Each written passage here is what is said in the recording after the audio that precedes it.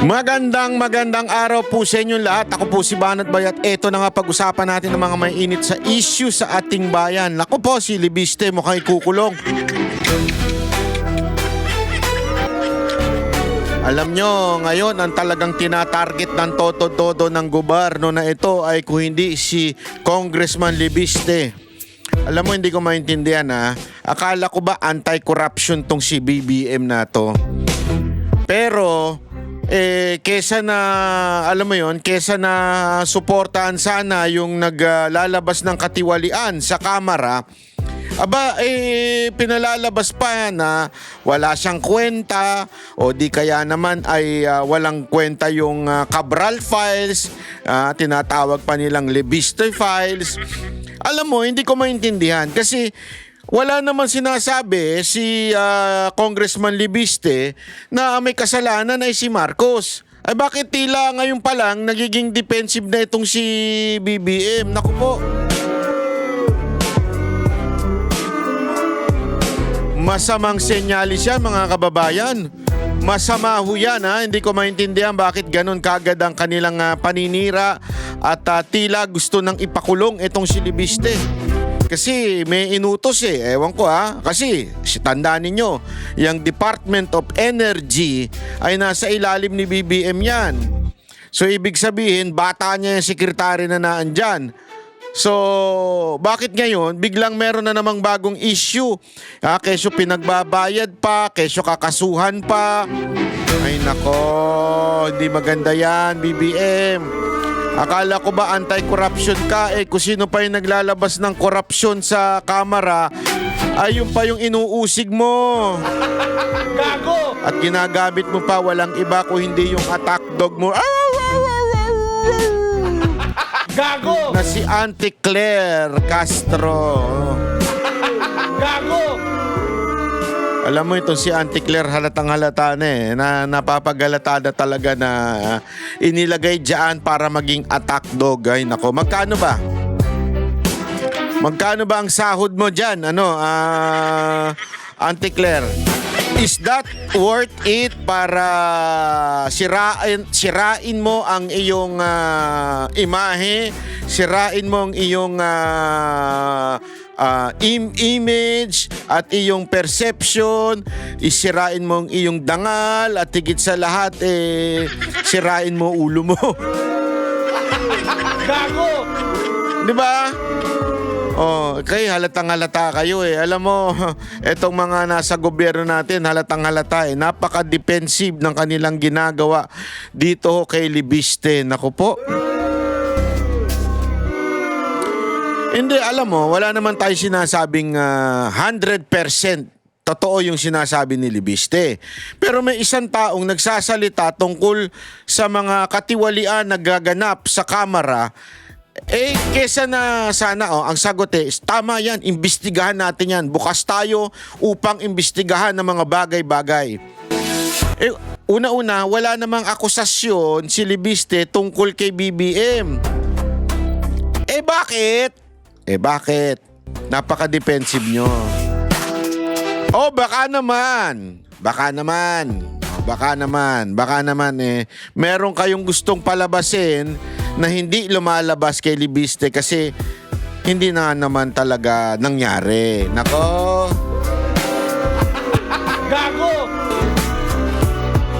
Ano ba yung sinasabi mo, Banat Bay? Kasi ganire. Ito, pakinggan natin to. Matindi itong mga banat nila Pakinggan natin itong bagong akusasyon kay Libiste. Ito Sa ibang balita, pinagbubulta ng 24 billion pesos ng Department of Energy ang Solar Philippines na kumpanyang tinayo ni Congressman Leandro Leviste.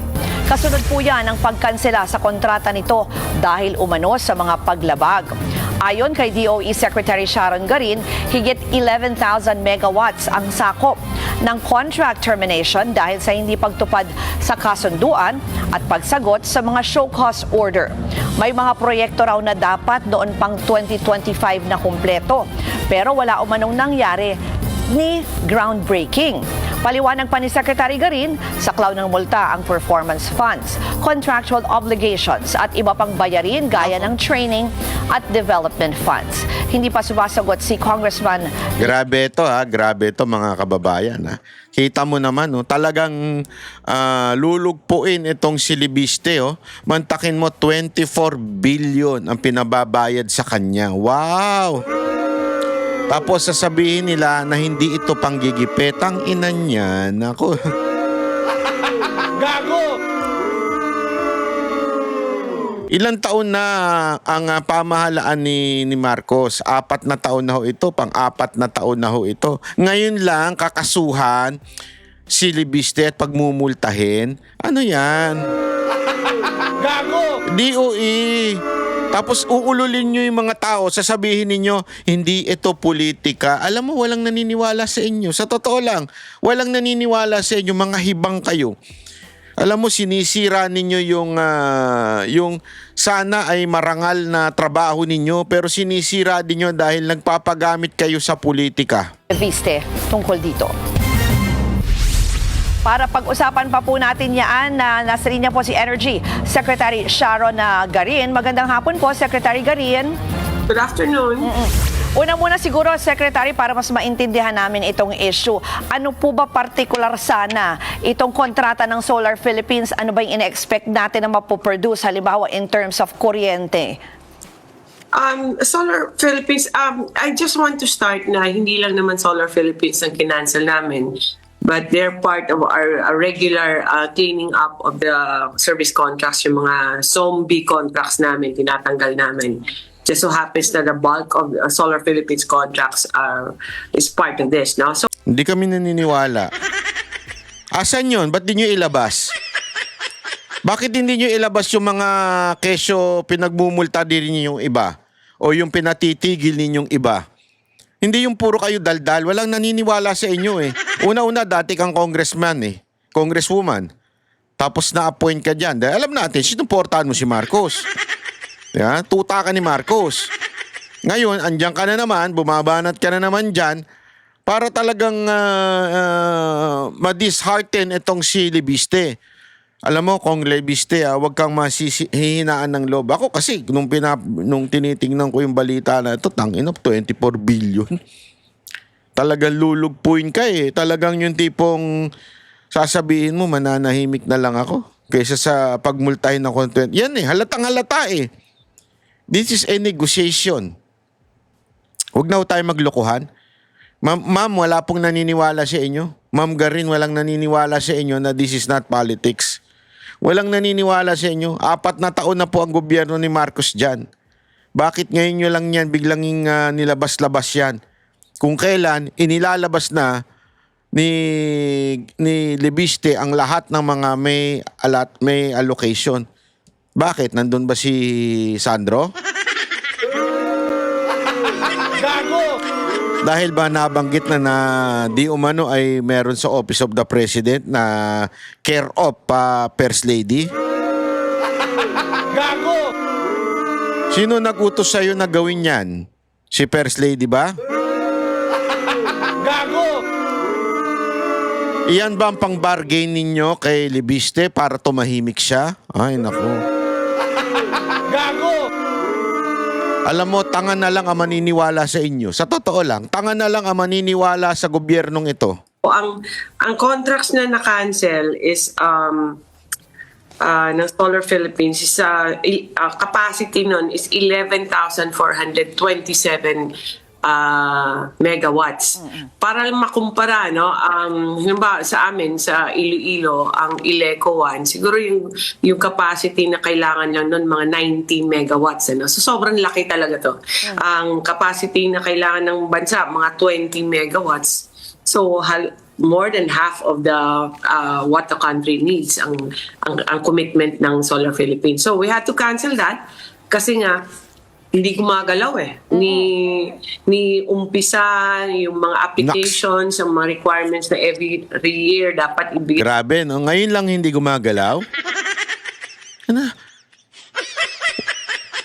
Hindi, mga kababayan, i-comment nyo nga dyan kung naniniwala kayo dito.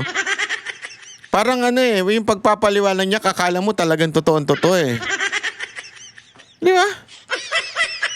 nila hindi nako-comply, financial obligation. So, we had to cancel. Otherwise, sayang naman yung mga areas at hindi makaka-invest yung ibang mga gustong mag-invest na legitimate na investor. So, we canceled that and it came with a cost to them because nag-commit sila eh. So, kailangan talaga i-cancel. Hindi lang to dahil medyo may politika na issue ang around Congressman Leviste, but it's just part of DOE's mandate to regulate, and we are doing our regulatory powers in the power industry. Nanggaling na rin naman sa inyo, Secretary, na hindi nga ito dahil medyo involved sa ilang political issues itong si Congressman Leviste. Pero yung timing nga po kasi, so ibig sabihin, ba't ngayon po nangyari yung pinagmumulta? Tingnan niyo yung palusot niya. Bakit ngayon lang nangyari? Tingnan niyo yung palusot nila. Tingnan niyo nga kung katanggap-tanggap yung palusot niya na bakit ngayon lang nangyari. Po siya, gaano katagal na po ba nagsimula sana itong mga proyekto at ano yung mga yung deliverables dapat, no? So yung timing po na bakit na-tsempo na ngayon siya biglang pinagmulta. How long has this been? Okay, so for example, nanalo po ang Solar Philippines sa auction ng green energy auction ng DOE noong 2022. Ang deliverable niya na dapat matapos yun na yung project, meron siyang project na dapat natapos ng 2024, meron din siyang project na dapat natapos ng 2025. Pero ano daw, 2022. Tingnan nyo Ano yung mga yung palusot. yung deliverables dapat, no? So yung timing po na bakit na-tsempo na ngayon siya biglang pinagmulta. How long has this been? Okay, so for example, nanalo po ang Solar Philippines sa auction ng green energy auction ng DOE noong 2022. 2022, danalo, pumasok. Ang deliverable niya na dapat matapos yun na yung project, meron siyang project na dapat natapos ng 2024, 2024 take note. 2026 na ngayon.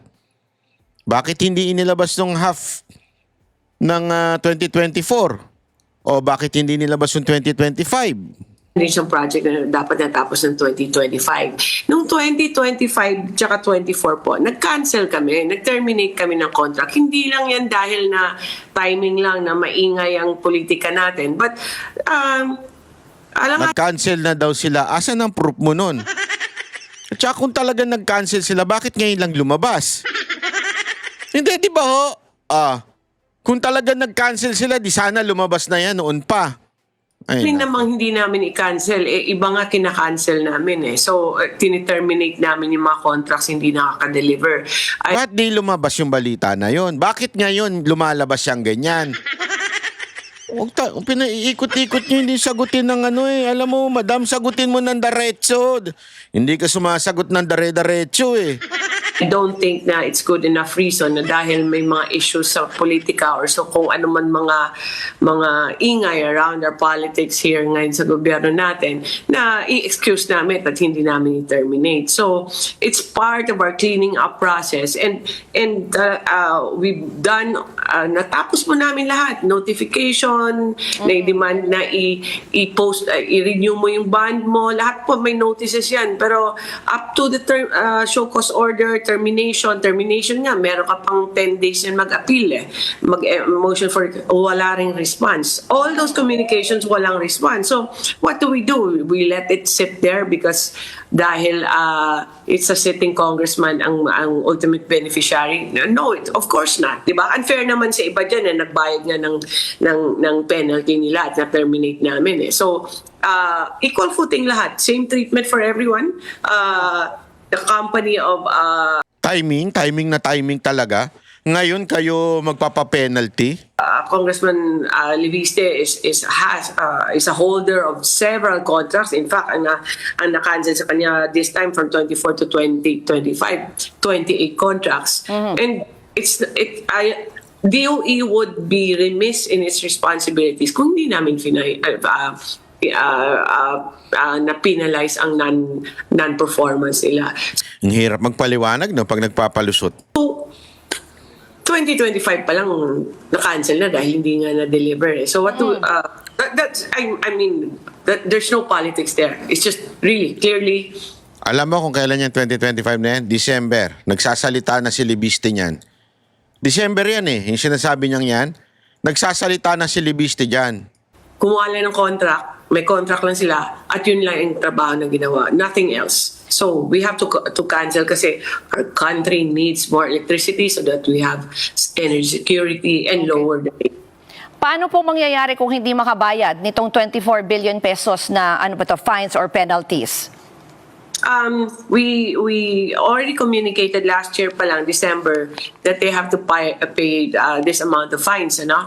Now, if they don't pay and indicated na time na bayaran nila, then we that this will be we will refer this, or we have referred this already to Department of Justice for all possible legal actions.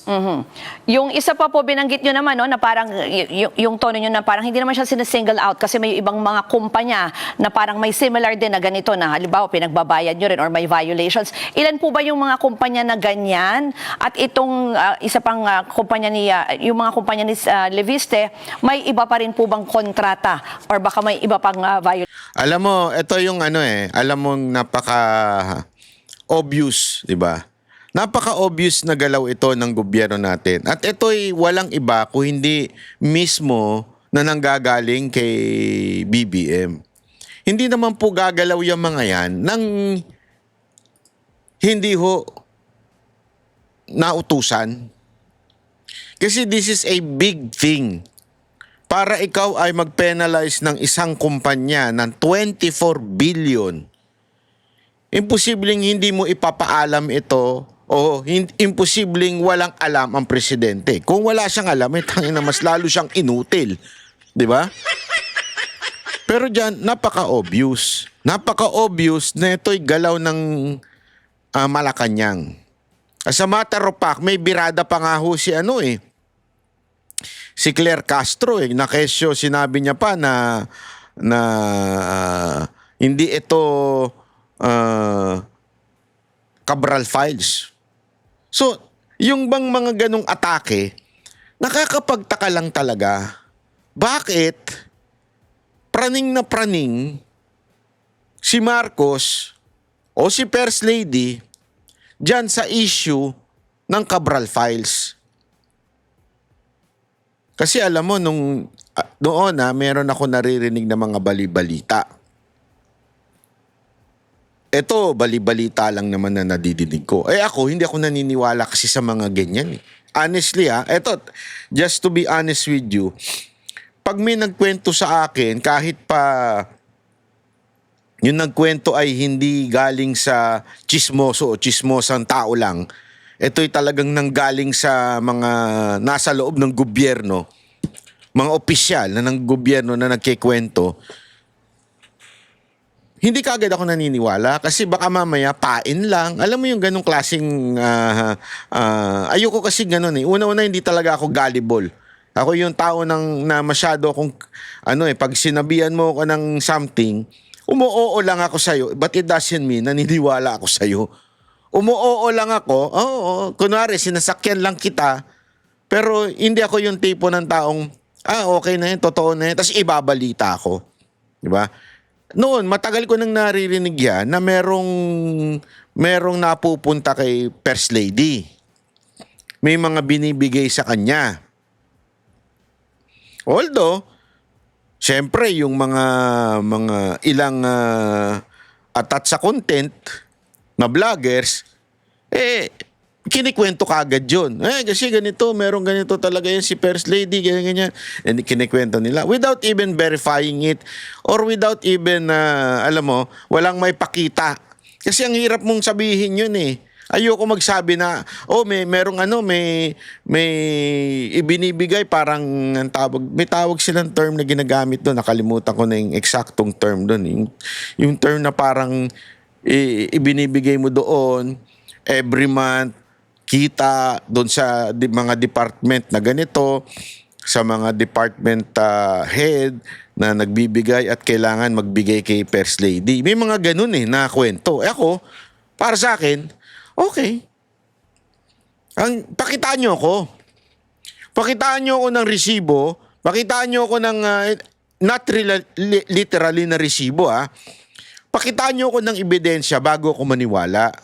Okay? Ako naniniwala na talaga may something diyan kay First Lady. Pero para ibalita ko sa mga matatalino kong banateros diyan, ayoko kagad tumalon doon sa bandwagon na ganung kwento.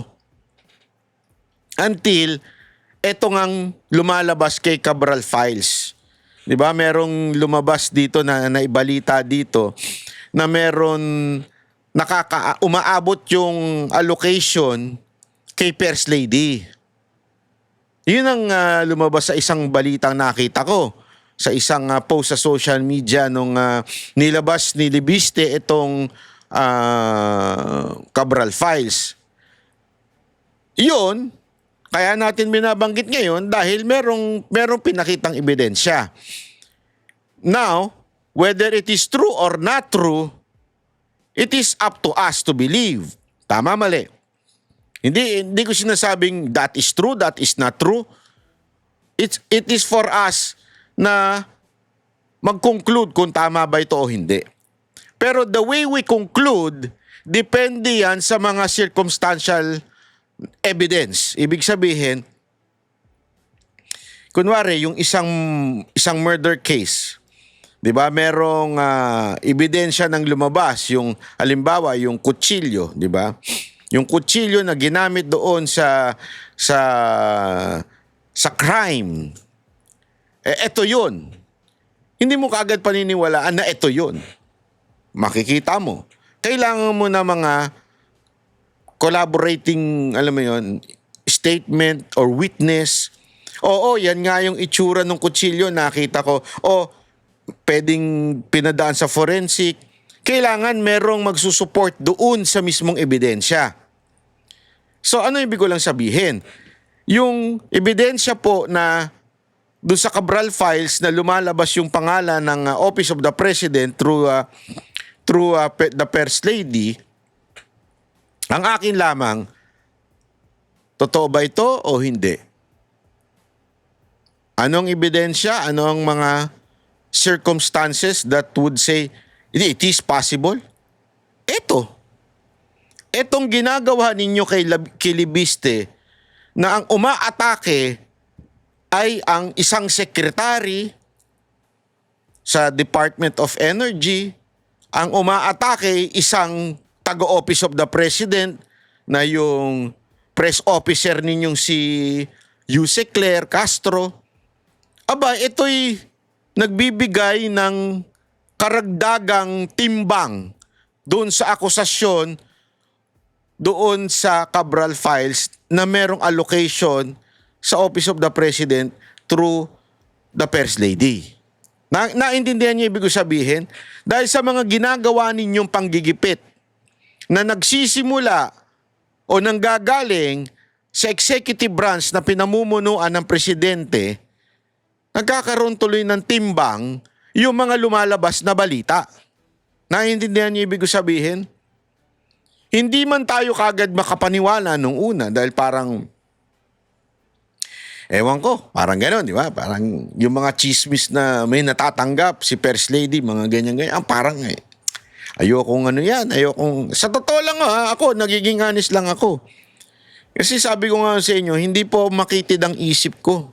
Hindi po ako yung gullible na mabilis magpapaniwala. Talagang titignan ko yung mga ebidensya bago ko paniwala ng isang bagay. Pero itong mga ginagawa ninyo kay Libiste, baka lalo kayong madidiin dito na bakit masyadong napapraning ang Office of the President? O sabihin na natin, ang Malacanang. Bakit kayo napapraning? Di ba? Talaga bang praning lang kayo? Gago! Tamang hinala kayo? Gago! Ano? Eto panoorin nyo itong banat ni Palace Spokes press officer. Dudang Malacanang sa paglalahad ni Congressman Leandro Leviste sa umano'y Cabral Files. Baka raw hindi yan Kita nyo, duda na kaagad. Hindi man lang sana sinabi na, sige, titignan natin ito, pag-aaralan natin ito kung totoo ba to o hindi. Hindi, duda na kaagad. Bakit ganun? Bakit? Cabral Files, kundi Leviste Files. Live mula sa Malacanang, nangungun sa balita si mobile journalist Julie Baiza. Julie, bakit biglang nagduda ang palasyo kay Leviste? Jiggy, ayon kay Palace Press Officer Claire Castro, mahirap daw sagutin yung mga dokumentong walang basihan. Tinanong kasi ng isang miyembro ng media si Castro sa pagdadawit umano ni Leviste sa ilang miyembro ng gabinete. Pero Jiggy, hindi natin makumpirma sa nagdaang pahayag o post ni Leviste na may inakusahan nga siya na miyembro ng gabinete. Pero gayon man, merong naging sagot dyan si Yusek Castro. Narito ang kanyang pahayag. Ang Cabral Files po ba ay nakaninong sinasabi niya? Hawak niya po ba? Yes, ma'am. So, yun po ay maituturing nating Leviste Files. To, nakita ba natin? Logic. Ang sakit sa banks nung logic na yun. Nakanino yung Cabral Files? Na kay Leviste. O, edi Leviste Files yan. Ayop yan. Ang sakit sa banks. Ang sakit sa banks talaga nito kahit wala akong banks. Anong klaseng logic yun pag nasa iyo na, ibig sabihin, sa'yo na yun? Agad-agad? Nasa pangalan mo na yun? Di ba? So kunwari, binigyan ako ng award ng YouTube. Although hindi pa ako binibigyan ngayon nung kanilang plaque. Para binigyan ako. Ito ang gold plate ng YouTube. YouTube gold plate channel. Ganyan. Nasaan na yan? Nasa akin. O hindi na yan YouTube. Banat by, ano na yan? Plaque. Nagigets nyo? Hindi ko talaga maintindihan eh. Bakit ganun? Biglang, kasi nasa kanya na yan. So sa kanya na yan. Pakala niya na yan.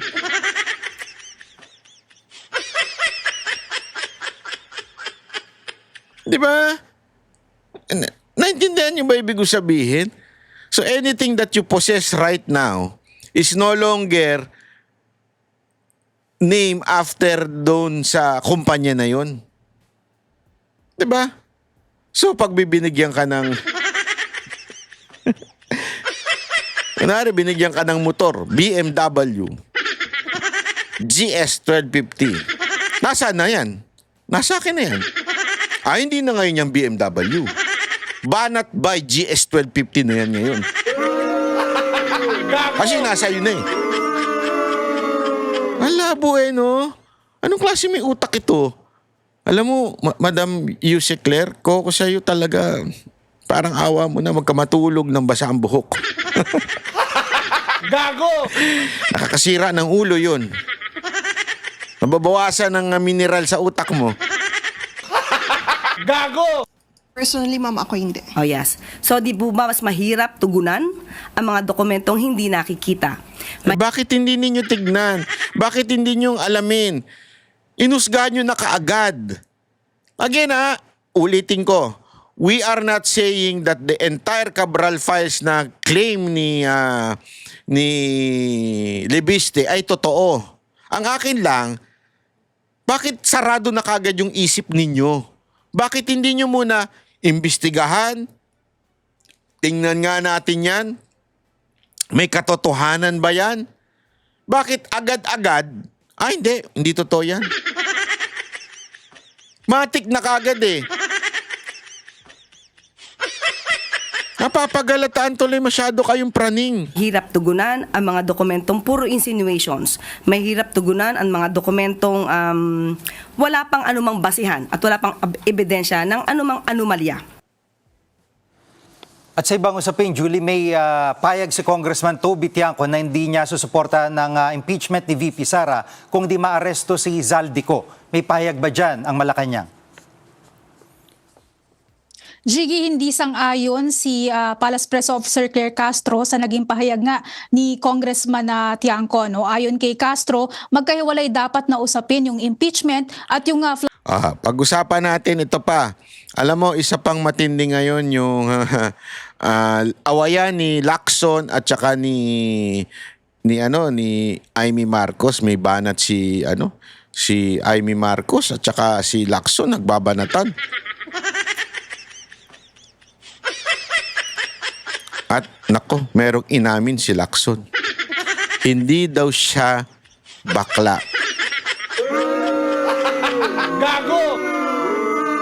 Ako may tanong ako sa inyo. Naniniwala ba kayo na si Lacson ay hindi bakla? Gago! Hindi. Kung naniniwala kayo, sabihin nyo, naniniwala ako, hindi siya bakla. O, hindi totoo yan, bakla siya. I-comment nyo dyan, ha? Again, there is nothing wrong for being gay. Linawin natin yan, ha? There is nothing wrong na maging bakla.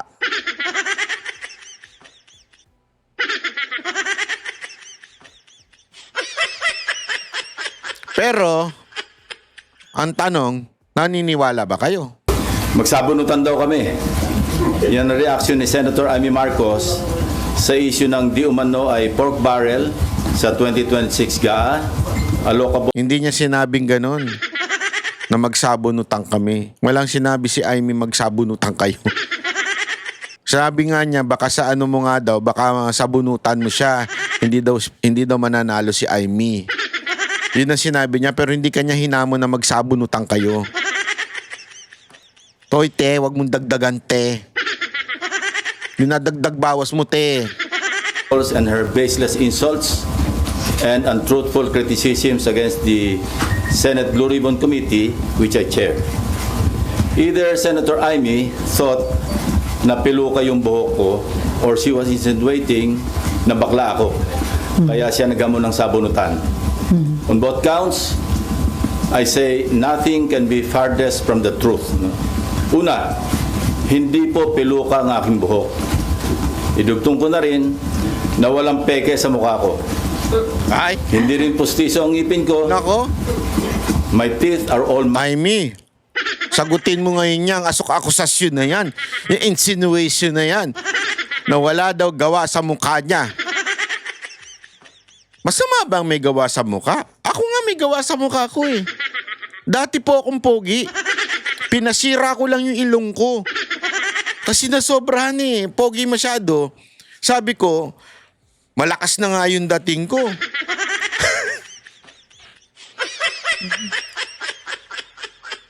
Sayo na ang pogi. Di ba? So, okay na eh.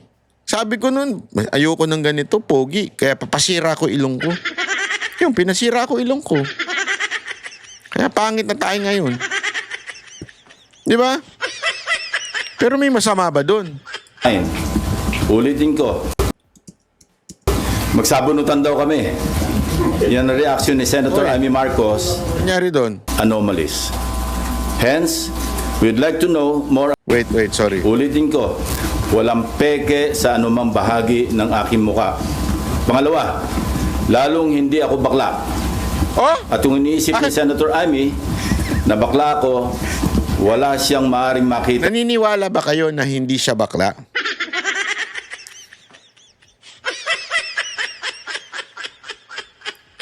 Ha? Naniniwala kayo?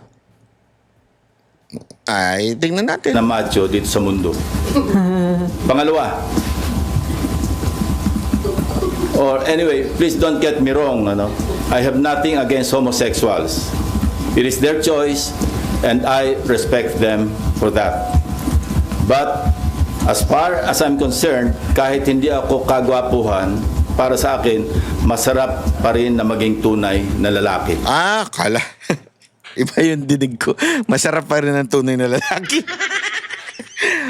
Masarap pala maging tunay na lalaki.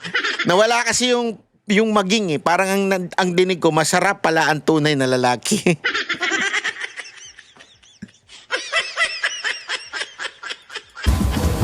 At tulad ni na Tito Soto at Gringo Hunasan, macho din po ako. Lalaking lalaki. Akala ko, tulad din po ni Hunasan at saka ni Tito Soto, yun din po ang gusto ko.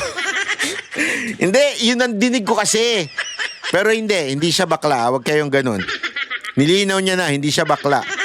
Pero yun kasi yung parang ano eh. Ewan ko, ako lang ba? O kayo din, yun din ang pagkadinig ninyo na parang si Soto at saka si Honasa ng para mga tipo. Macho. Parang ganun yung pagkadinig ko eh. Pero hindi ganun ang statement niya. Period. End of discussion. On Monday, January 19, we will resume the Blue Ribbon Committee hearings to further clarify some issues surrounding the flood control anomalies. Hence, we'd like to know more about the so-called Cabral files. Not necessarily from Congressman Leandro Leviste, although he is most welcome to attend and participate in the hearing. In fact, we're also sending an invitation to the Speaker of the House of Representatives. But we prefer to get it from the original and official source itself, the DPWH, Department of Public Works and Highways. In this regard, we are issuing a subpoena duces tecum to Secretary Vince Dizon with the end in view of consolidating all the files, including but not limited to what the late Undersecretary Cabral left before she died, and which are confirmed to be in the possession of the department and which the Blue Ribbon Committee needs to further enhance our inquiry and investigation. Nag-usap na kami ni Secretary Vince tungkol dito last Monday at kung ano-ano mga files at dokumento ang kailangan namin. In relation to this, I received reliable information that former DPWH Secretary Manuel Bonoan deliberately submitted to Malacanang incorrect grid coordinates of Ito yung statement ni Aimee tungkol doon sa sabunutan. Wala naman siyang paghahamon. Sabi niya, medyo nakakatawa siya. Di niya alam na lahat yung I wish list na binigay sa DPWH Central Office. Pinaliwanag natin yung kagabi. Clueless ba siya na kaming mga oposisyon, lahat FLR for late release, kaya ni isa dyan, walang naibigay. Zero kaming lahat. Nila Bongo, Bato at Robin. Parang masyadong gigil itong si Senator Ping sa akin. Baka makipagsabunutan. Sure akong talo ako dyan. So sinasabi niya, mukhang gigil daw sa kanya si Lacson at baka makipagsabunutan sa kanya. Talo siya kung ganun. Dito pa lang, makikita nyo na si Lacson magaling mag-twist ng words. Hindi ko kinakampihan si Aimee. Alam nyo na ayoko sa mga Marcos kahit kay Aimee Marcos. Pero dito pa lang nakikita nyo na tinitwist ni Lacson yung sinabi ni Aimee na makipagsabunutan. Hindi siya hinamon ng sabunutan. Hindi niya sinabing sasabunutan kita. Bakit mo binabago yung kwento? At wala naman siya sinasabing bakla ka. Wala. Doon sa statement niya, yung statement niya eh. Wala naman siya sinasabing bakla ka. Bakit ka nagre-react doon sa salitang bakla? Sinong nagsabi sa'yong bakla ka? Praning ka? Defensive ka? Hindi ka naman bakla, di ba? Ba't defensive ka? Ako nga lagi niya sinasabi sa akin yan eh. O magsabunutan na lang tayo. Kasi wala akong buhok. Pero hindi ko sinabing, bakla ko? Bakla ko? Bakla ko? Hindi ako bakla. Wala akong sinabing ganon. Hindi, totoo lang ha. Bakit parang ang defensive niya tungkol sa pagiging bakla? Huwag ganun, Senator Lacson. Walang masama sa pagiging bakla. Para baga sinasabi mo, iniinsulto ka ng bakla ka. Hindi ka iniinsulto ng bakla.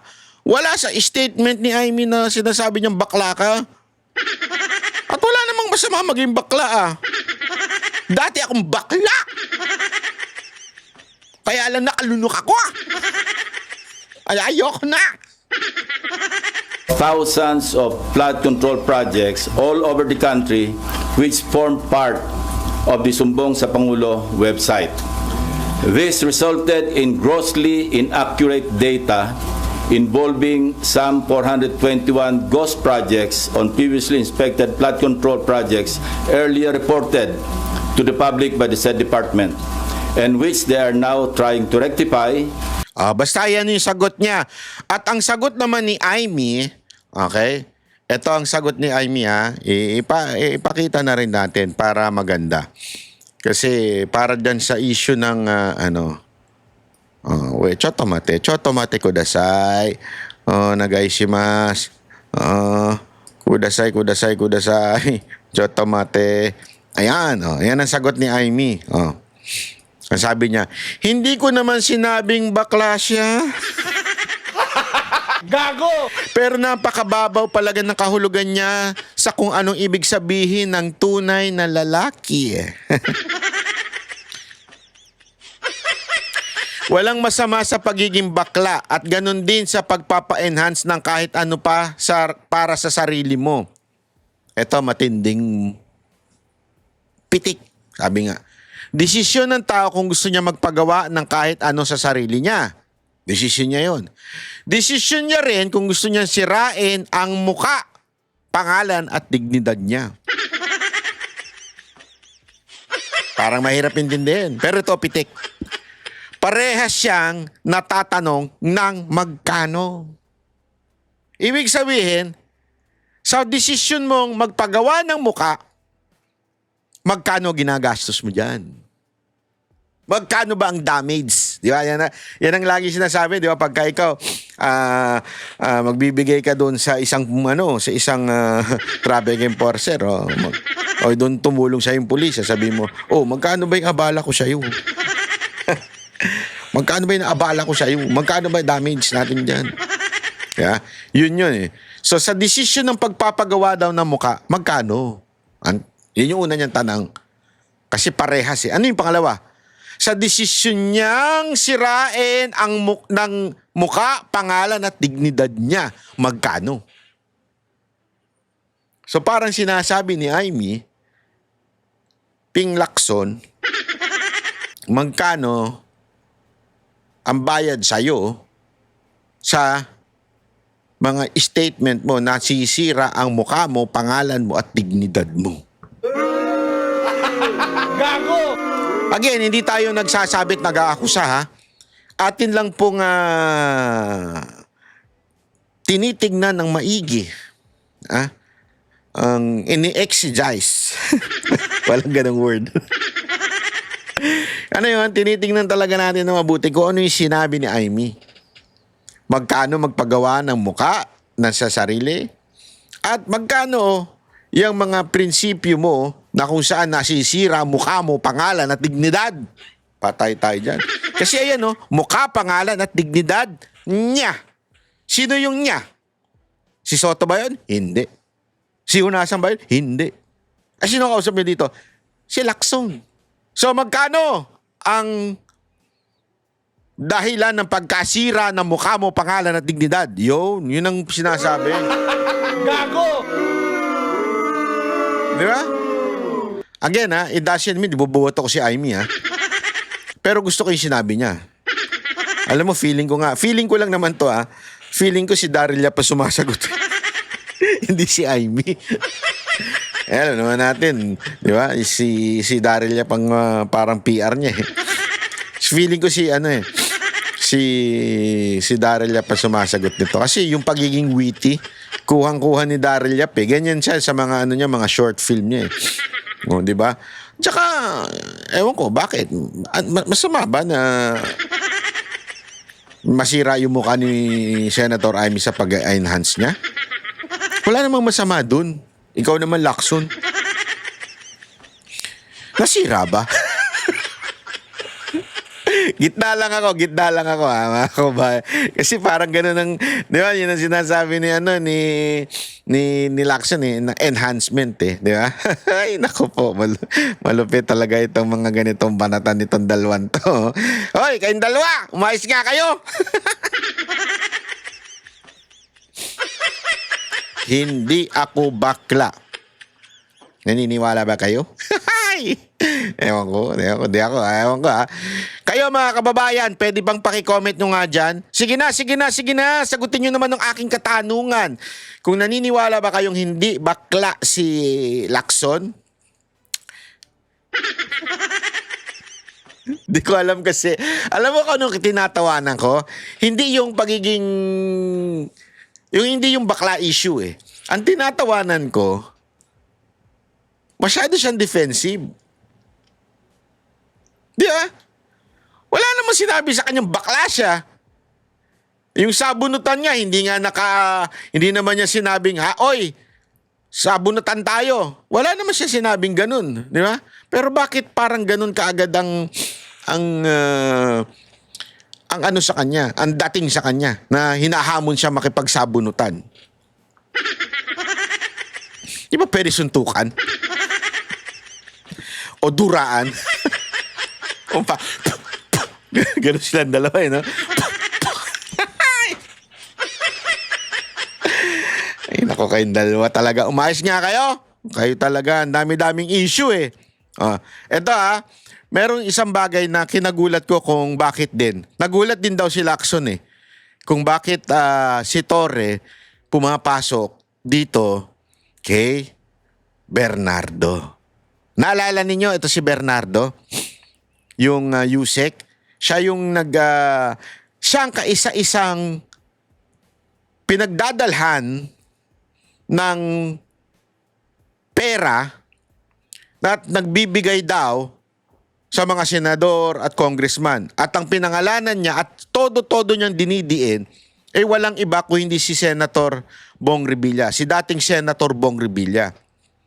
Ito yung taong umamin sa kasalanan niya. Paiyak-iyak pa to sa Senado.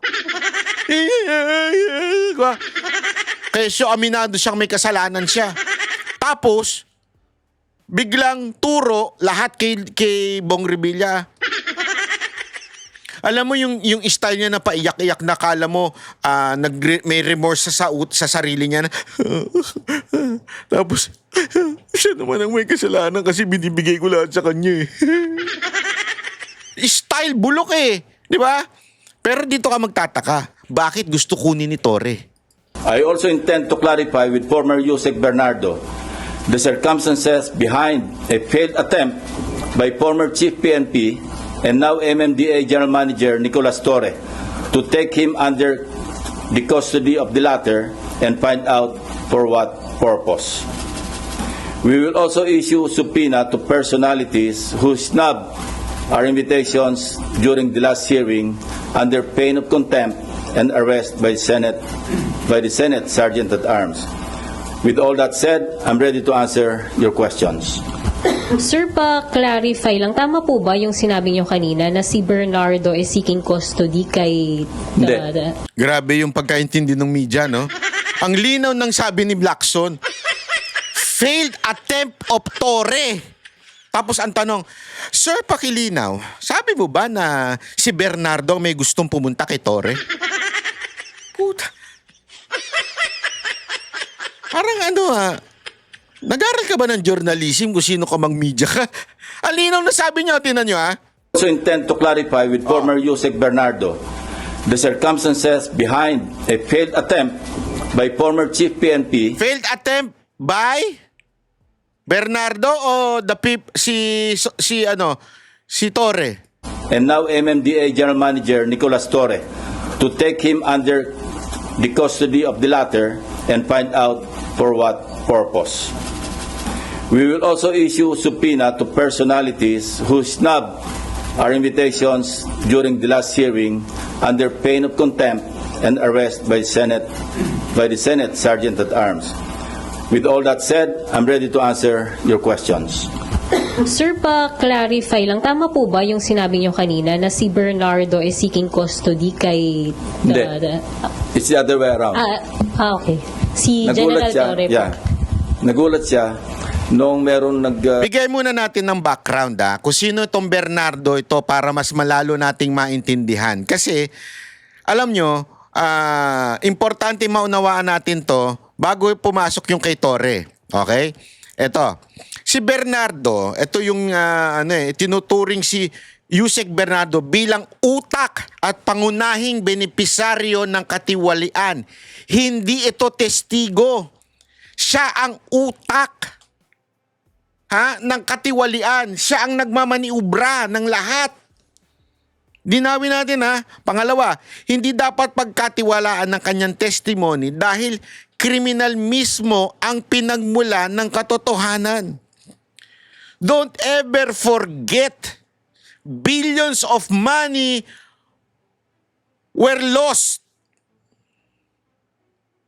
Nakuha, ninakaw, at aminado siya dito. Tapos, siya na ang biglang quote-unquote katotohanan. Anak ng weteng. Siya ang nagplano ng modus, kumita ng milyon-milyon at ngayon tila ginamtipalaan pa ng immunity. VIP treatment. Ngayon pinag-aagawan pa ang custody niya. Bakit? Bakit? Tore? Dahil malaking kinita niya? Tandaan ninyo malaki ang kinita nito. At aminado siya, yan ang sinabi niya sa Senado. Hindi ko inimbento yun, sinabi niya yun sa Senado. Talagang siya yung gitna. Tingnan niyo lumalabas na self-preservation ang motibo ng kanyang mga pahayag, hindi paghahanap ng hustisya. Yung pag-iyak-iyak niya, hindi po yun paghahanap ng dahil na konsensya siya. Kasi tandaan ninyo ito sa taong nagkakasala, hindi porket umiyak yan, nagsisisi yan. Hindi porket umiyak yan, ibig sabihin, meron siyang regret or remorse. Kasi yung mga nahuhuli ng mga magnanakaw, snatcher, pag nahuli sila, iiyak sila. Kasi kailangan lang ng pamilya ko Hindi ibig sabihin nagsisisi sila. Huwag tayo madaan sa iyak-iyak. Huwag tayo magpadaan sa paawa effect. Tandaan natin, aminado ito na nagnakaw. Aminado ito na siya ang nag-ikot ng pera. Selective at convenient ang mga siniwalat. May mga pinangalanan at may mga pinoprotektahan. That's the truth. In all of these things, bakit si Revilla lang? Bakit? Again, sino ba ang nag-present sa kanya? Sa Senado. May aligasyon ng lavish lifestyle, mamahaling ari-arian, at malaking cash na madaling itago. So, eto tanong ko lang. Tanong ko lang ito sa inyo. Sa inyo mga matatalino dyan na nanunood. Sa inyo mga matatalino. Kunwari, ikaw marami kang pera nakuha, nanakaw, marami, bilyon-bilyon. Bilyon hindi milyon. Anong gagawin mo? Para iligtas yun. Dahil huli ka na ngayon. Kung ako yun, maghahanap ako na ituturong iba. Para hindi ako mastermind at hindi ako pinakamalaking may pagkakasala at pwede ako maging state witness. Ano ba naman yung aminin ko sa madlang people na, sige, ako yan. Tapos iiyak ako. Pero magtuturo ako ng iba na kunwari yun na nag-utos sa akin para sabihin, style ni Saldi ko. Same sila Itinuro iba. Hindi ko sinasabing ito'y may justifiable yung ginawa. Pero ang akin lang, bakit ako maniniwala agad-agad sa isang taong siya mismo aminado? Ginawa niya yung krimen na yun. Di ba? Posibleng na itago o nalipat ang yaman bago pa masilip o ma-freeze ang asset. Yun. Baka na itago na. Ngayon, para mailigtas yun, amin na lang ako kunwari. Tapos, pagpapa-state witness na lang ako. Anyway, makakalimutan naman ng tao. Anyway, may pera na ako. Ginagamit ang pagiging state witness para maiwasan ng pananagutan at maligtas ang sarili. Di ba? Kaya nga may indikasyon na DOJ protection mula umpisa, guarded, affidavit, prepared, control ang narrative. Nagmukhang scripted o moro-moro ang hearing kesa sa tunay na paghahanap ng katotohanan. Yan ho siya. Ang tanong, bakit interesado si Torre sa isang taong ganito? Dahil ba maraming kinita ito? Offer sa kanya na magbigay ng sanctuary. Kasi wala naman sa custody ng Senate si Bernardo. No? I think this happened before his third appearance. No? Nung he was about to appear for the third time yata, ewan ko kung nakailan na siya. Nung nagkausap kami, kinuwento niya sa amin yan na sinabi sa kanya na pwedeng mag-seek ng sanctuary kung gusto niya. Pero pag labas niya doon sa pinanggalingan niya, nakita niya si General Torre. Umatras siya. Sabi niya, doon na lang ako kay Senator Lacson. Lax naman, bida si Although he was Lacson. not under my... Kita nyo na. Ayaw kay Torre, bida si Lacson. Pero, mas lalong nagbibida-bida si Bernardo na para bagang pinag-aagawan siya. Wow, ang galing. Ang lupit mo, sir. Ang lupit mo, Yusek Bernardo. Parang ikaw na talaga ang bayani. Di ba? Tapos ngayon, nagtuturo ka? Ba't kami maniniwala sa'yo? Ikaw nga ang pasimuno niyan eh. direct custody at that time. So nakita niya mismo at hindi siya pumayag na magpa-custody kay General Torre. Hindi ko nga alam. It was a big and still a big wonder sa akin. Bakit napasok sa picture o sa scene, sa eksena, si General Torre? Yun. Sir, papatawag niyo po si General Torre? Hindi pa. Gusto Bakit? mo natin marinig kay Yusek Bernardo. Although nasabi niya na sa akin yan, hindi niya palang na-testify. Pero nasabi na, hindi lang sa akin, kundi sa harap mismo ng aking mga kasamang abogado. Bakit di mo patatawag si Torre? Di ba? Anong interest ni Torre kay Bernardo? Ano na? At meron din siyang kasama noong naikwento niya. Nagulat nga rin ako. Hindi na, that time, hindi na. Hindi pa rin siya MMDA. Kaya nga sir, anong authority niya para... Hindi ko alam. Pero sir, nakausap niyo may nakausap niya kayo or na-communicate kay General Dinolunteer Torre? ni Yusek Bernardo sa amin yung information. Okay. Nawaglit lang sa isip ko na i-pursue yung anggulo na yon. Kasi ang dami nating inaasikaso pa mga issue at the time. Now, it just occurred to me, kasi naulit-uli yung usapan na yon doon sa aming meeting last Monday. Hindi ko na sabihin kung sino mga kausap. One of them, si Secretary Vince Dizon. So, Sir, kailan yung nangyari yung insidente? Yung nag-ano? more or less before yung last appearance niya eh. Yan. Yung ano sir, yung may... Third na yata yung appearance niya na yun eh. yung before nung parang may so ano yun, supplemental ano siya, testimony. Yeah. Yung huling-huli, bago yung huling-huli, Alam mo, nakakapagtaka talaga yung part na yan. Ha? Bakit gusto di Torre na kunin si Bernardo? Hindi na siya PNP chip niyan, ha? Diyan pa lang makikita mo na shady talaga ito si Bernardo eh. Shady talaga itong tao na ito. Malabo talaga ito, hindi dapat itong pinaniniwalaan. Dapat nga ho ito, kinukulong agad-agad. Hindi ho, totoo lang ha. Dapat itong ikulong agad-agad. Eh bakit ganyan? Para bagang bayani pa itong taon to.